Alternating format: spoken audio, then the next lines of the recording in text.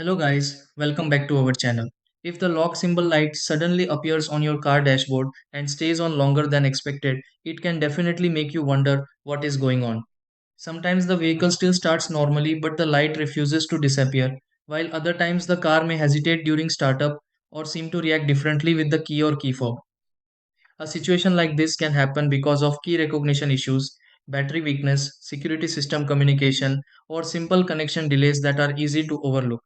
Before assuming something major is wrong with the car, there are a few simple things worth checking because many lock symbol light issues can improve after quick adjustments.